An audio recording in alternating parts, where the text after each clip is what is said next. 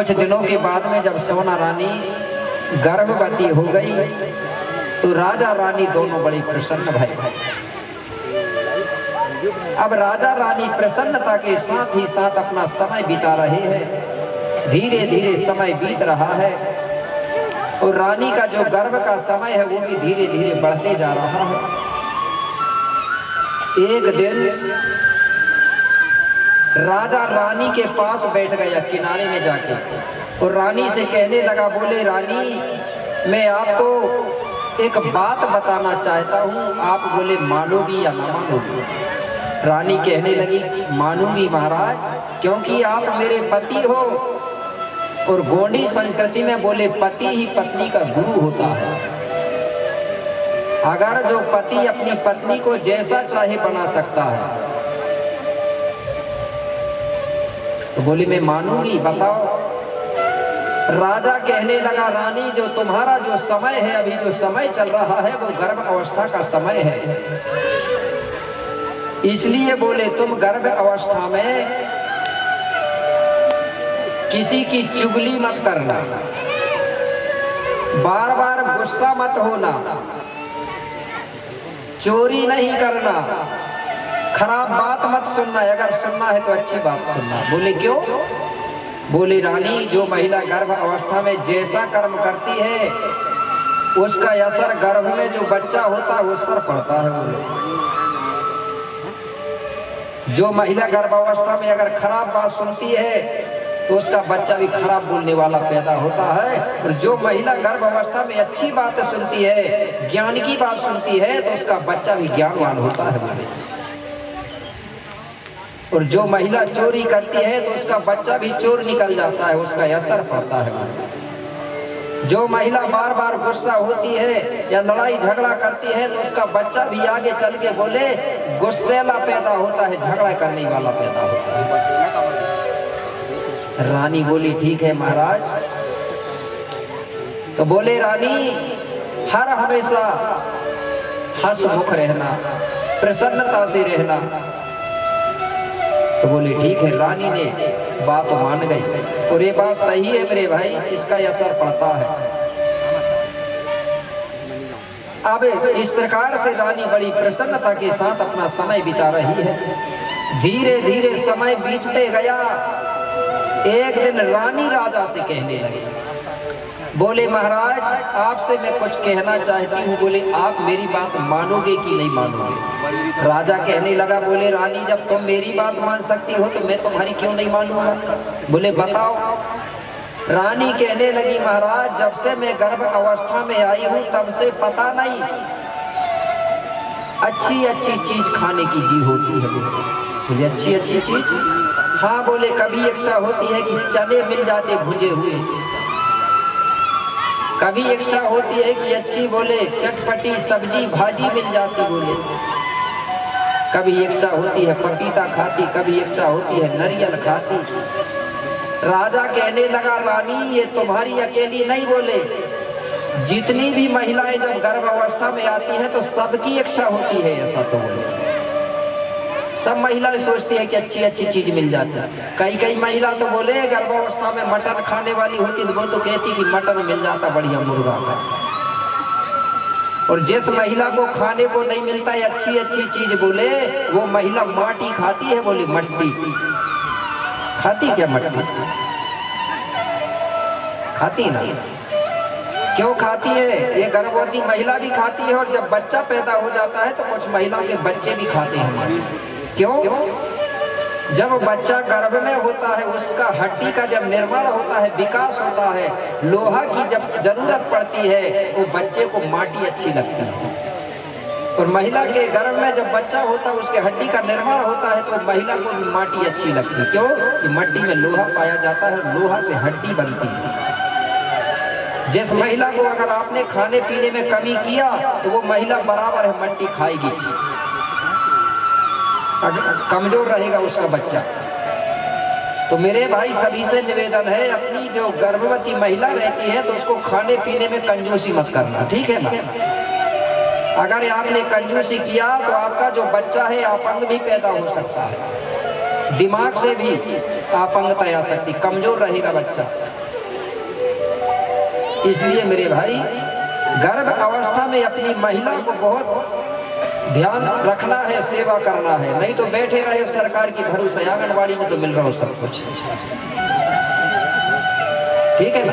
आंगनबाड़ी के भरोसा मत रहना, खुद की पत्नी है, खुद की महिला है, इसका सेवा करना हमारा काम है। अगर आपने काम कर लिया तो समझ जाओ तुम्हारा बच्चा ज्ञानवान हष्ट पुष्ट पैदा होगा, कमजोर नहीं रहेगा, ठीक है ना मात्र सत्य। जो भी गलती भई हो पहले तो हो जाने दो, अब जो हमारी नई बहुएं हैं उन पर विशेष ध्यान दो, ठीक है ना। तो समझ जाओ हमारे बच्चे अच्छे ज्ञानवान होंगे, हष्ट-पुष्ट होंगे, कमजोर नहीं होंगे। तो राजा कहने लगा रानी चिंता मत करो, तुमको जो चीज चाहिए मुझसे भर बता देना, मैं तुरंत तुम्हारी व्यवस्था करूंगा। तो रानी जब राजा से कहती थी कि भुने हुए चने चाहिए तो राजा तुरंत चना भुनवा के खिलवाता था। जब पपीते मांगती थी रानी तो पपीता खिलवाता था, नरियल मांगती थी नरियल। एक दिन रानी कहने लगी कि महाराज मुझे बोले सबसे अच्छी लगती है बोले भाजी। बोले कौन सी भाजी? चने की भाजी? नहीं, बोले जो जंगल में रहती है वो भाजी। तो बोले जंगल में कौन सी? बोले महाराज जिसको कोडवारी या क्योलार बोलते हैं उसकी भाजी सबसे अच्छी लगती है मुझे। कोडवारी बोलते हैं क्योलार, इधर क्योलार, कोडवारी या क्योलार, ठीक है, सबने खाया होगा। और ये बता रहा हूँ जो क्योलार की भाजी है ये गर्भवती महिलाओं के लिए बहुत अच्छी होती है और खाना चाहिए। 3 भाजी है महिलाओं, गर्भवती महिलाओं के लिए। आज आंगनबाड़ी में बताया जाता है, लेकिन एक ही चीज बताते वहाँ, सिर्फ मुनगा की भाजी बताते हैं, ठीक है। मुनगा जो मिलता है उसके बारे में आंगनबाड़ी बताते हैं। 3 है, एक मुनगे की फल की भाजी भी गर्भवती महिलाओं के लिए अच्छी है, एक क्योलार की भाजी भी अच्छी है, और एक जिसको आप डूमर बोलते हैं उसका फल की भाजी भी अच्छी है। डूमर के फल की भाजी खाते हैं, ठीक है ना, सब्जी बना के फलों की, कच्चे फलों की। ये गर्भवती महिलाओं के लिए है और हम भी खा सकते हैं। तो राजा कहने लगा कोई बात रानी, कोई बात नहीं है। बोले मैं प्रतिदिन नौकरों को जंगल भेजा दूंगा, तुम्हारे लिए प्रतिदिन कहोगी तो प्रतिदिन बुलवा दूंगा, लेकिन तुम टेंशन मत लेना, चिंता मत करना, प्रसन्नता से रहना। बोले ठीक है। तो राजा क्या करता था? प्रतिदिन नौकरों को जंगल भेजता था और नौकर जंगल जाके क्योलार की भाजी लेके आते थे और रानी रोज उस भाजी को फिर बड़े शौक से रात को खाती थी। इस प्रकार से अपना समय बिता रही थी। धीरे धीरे समय बीतते गया। कुछ दिनों के बाद में जो क्योलार की भाजी है, जो कोमल कलियां थी, वो धीरे धीरे कड़ी हो गई। जब कड़ी हो गई तो भाजी खाने लायक नहीं रही। नरम होती तब तक खाते हैं ना, कड़ी हो गई तो भाजी लायक नहीं रही। इसलिए नौकरों ने उस दिन भाजी लेके नहीं आया। रानी ने पूछी कि भाजी क्यों नहीं लाए, तो उन्होंने बता दिया कि जंगल में भाजी खत्म हो गई, भाजी मिली ही नहीं। तो भाजी नहीं मिली तो क्या हुआ? रानी को थोड़ा गुस्सा सा आया और रानी ने भाजी के बिना रात को भोजन भी नहीं करी और भूखे पेट सो गई। कैसे? अरे एक दिन सोना रानी को, अरे एक दिन सोना रानी को भाजी नहीं मिल पाई है। एक दिन सोना रानी को क्या हुआ? उस दिन सोना रानी ने हाँ, उस दिन सोना रानी ने हाँ भोजन तक ना खाई है। सोना रानी ने भोजन तक ना खाई है। सोना रानी ने भोजन तक ना खाई है, भोजन तक ना। भाजी नहीं मिली तो सोना रानी ने उस दिन भोजन भी नहीं करी और भूखे पेट सो गई। अब भूखे पेट सो गई, लेकिन हुआ क्या? भूख के कारण नींद नहीं आई, कि भूख के कारण नींद नहीं आई और बड़े मुश्किल से समय बिताई। अब भूखों के कारण रानी को रात को नींद नहीं आई।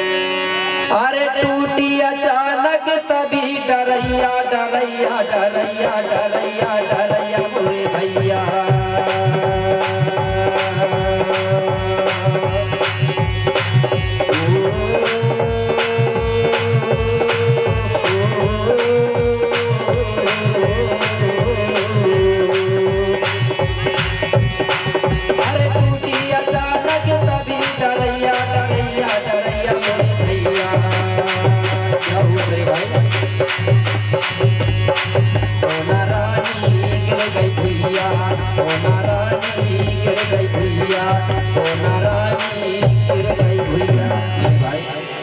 जब डाली अचानक टूटी पैर फिसला तो सोना रानी पेट के भार जमीन पर गिर जाती है।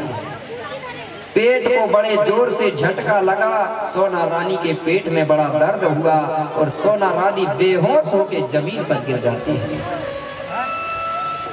और जो सखी सहेली भाजी तोड़ रही थी, उन्होंने जो डाली की टूटने की आवाज सुना तो वो पीछे मुड़ के देखती है तो क्या देखती है कि वो डाली टूटी पड़ी हुई है पेड़ के नीचे, उसी के बाजू में सोना रानी भी बेहोश पड़ी हुई है।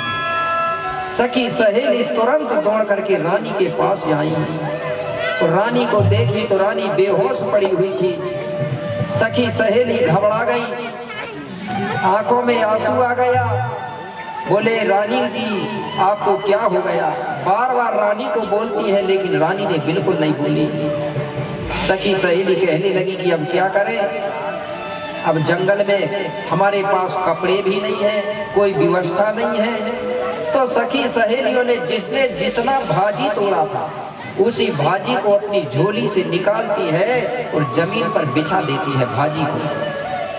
भाजी से बिस्तर बनाई, सेज बनाई, रानी को उठा करके वही भाजी की कोमल कलियों की सेज में रानी को सुला देती है, लिटा जाती और रानी के आसपास बैठ गई सब सखी सहेली और प्रकृति से प्रार्थना करने लगी, बड़ा देव से प्रार्थना करने लगी, हे बड़ा देव हमारी रानी जी को कुछ नहीं होना चाहिए, हमारी रक्षा करो। और हुआ क्या, तुरंत मेरे भाई प्रकृति किसी का बस का नहीं है, ठीक है ना, ये है बस में किसी के बस का नहीं है प्रकृति। तुरंत मौसम बदलने लगा, जोर जोर से हवा चलने लगी। तुरंत कैसे कि जोर जोर से हवा चली और होने लगी है अंधियारी और काले काले बादल छाए, आज मेघ गरज रहे भारी। तुरंत मेरे भाई आकाश मंडल पर अचानक काले काले बादल छा गए, जोर जोर से हवा धुंध चलने लगा, गर्जना होने लगी, बिजली चमकने लगी, कड़कने लगी, अंधियारा सा हो गया, पूरा वातावरण जो है डरावना सा हो गया। ऐसा लगने लगा कि थोड़ी देर में वर्षा और होगी, पानी गिरेगा। सब सखिया ने ये माहौल देखी तो और घबरा गई। हे बादल बोले अब क्या होने वाला है, पूरा अंधेरी छा गया।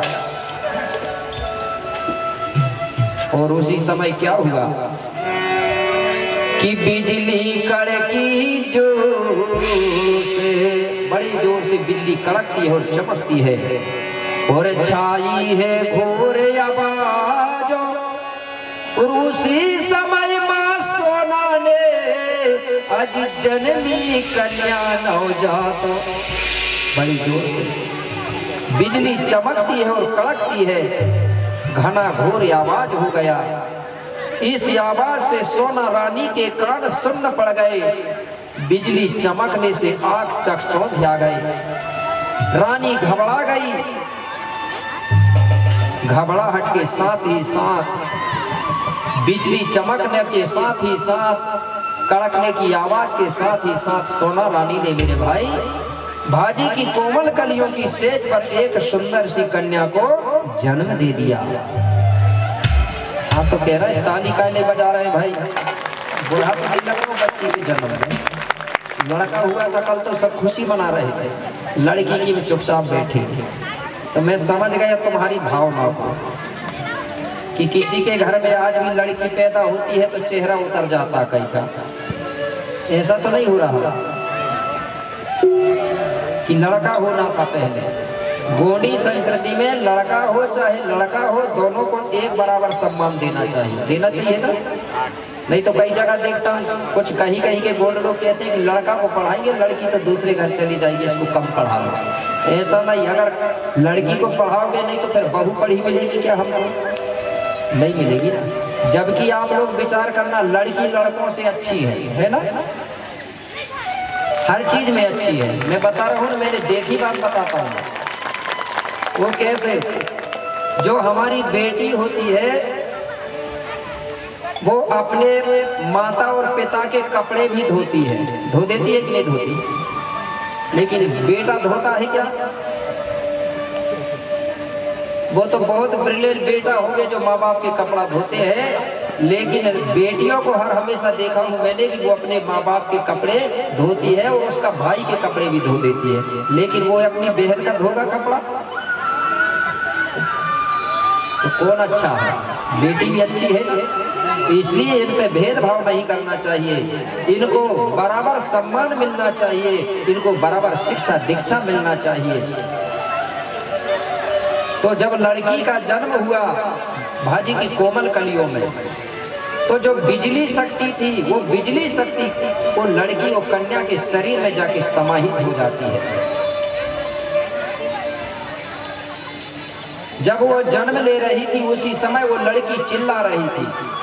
क्या चिल्ला रही थी? और आज भी देखना, चाहे वो टूरा हो चाहे टूरी हो, गोदी में टूरा टूरी बोलते हैं, ठीक है ना। जब जन्म लेते हैं तो मुट्ठी बांध के जन्म लेते हैं कि नहीं लेते? इसलिए बता रहा हूँ ये बात। कुछ लोग हमारे गोंडियन लोगों से पूछते हैं कि यार सब लोग तो नारा ऐसा करके लगाते हैं और तुम लोग मुट्ठी बांध के क्यों लगाते हो? जब पूछते हैं तो आपको जवाब देना है।